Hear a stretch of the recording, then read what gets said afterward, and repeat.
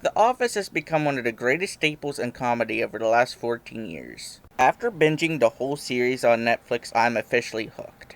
Not too long after binging, I discovered the Dunderpedia website and found out a whole bunch of information on behind the scenes facts about every episode from every season. So I thought it would be fun and interesting to make a 9-part video series covering an interesting fact from every episode from every season. Now, I know you're thinking, wait, isn't that what Angela Kinsey and Jenna Fisher are doing on their new podcast, Office Ladies? Yeah, and you don't have to watch this. This is just a fun idea for me to do. Plus, they're only doing one episode at a time, where I'm doing multiple episodes at a time for, each season. Plus, I had this idea before the podcast was even announced.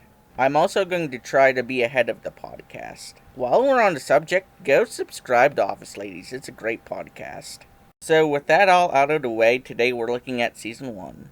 The pencil fence scene was filmed 6 months after the rest of the episode when they called John Krasinski and Rainn Wilson back. They're basically the only two they did call back because if you notice, their background is empty except for Stanley. Since the pilot was an Americanized version of the UK Office, which, came first, there was a lot of things that they did the same. They Americanized the scene from the UK pilot, where Tim, who is the American Jim, puts boxes between his desk and Gareth, who is the UK Dwight's desk. You can see the boxes used in this deleted scene in the background in the conference room scene. Writer for the show Larry Wilmore played Mr. Brown in Diversity Day, but he wasn't intended to play the role. At the time of the table read, they hadn't cast the role, so Greg Daniels, creator of the show, had him read Mr. Brown's lines. He was impressed with Wilmore, and he wanted him to play the role, but because of things with the Screen Actors Guild, they had to have him audition along with other people. At Paleyfest, writer and Toby actor Paul Lieberstein revealed that the final scene in healthcare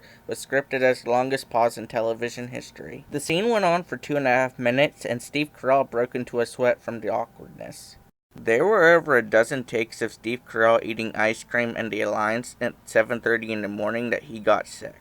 Pam actress Jenna Fisher considers it the worst experience on the show. Even though that it was scripted that Roy would hit Jim in the mouth during the basketball game in Basketball, it was completely accidental in the scene.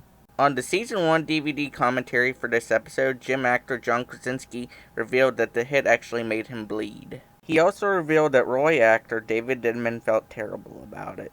The parking lot we see in Hot Girl is not the same parking lot we see in other episodes, minus the quick view we get of it in healthcare. So that's it. If you like this video, you might also like my top 10 funniest The Office episodes.